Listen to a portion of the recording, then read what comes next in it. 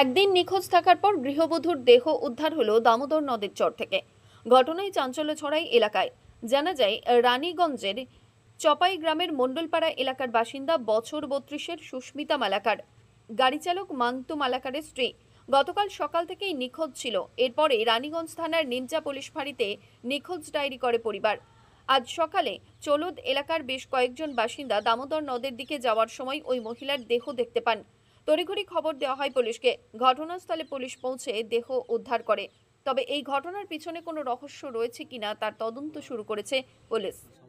আজ সকালে আমরা গ্রামবাসীরা খবর পাই যে আমাদের বিরাট দামোদর নদীর তীরে বাকুলিয়া যে নদীর ঘাটে সোজাতে একটা মহিলার বডি দেখতে পাওয়া যায়, ডেড বডি।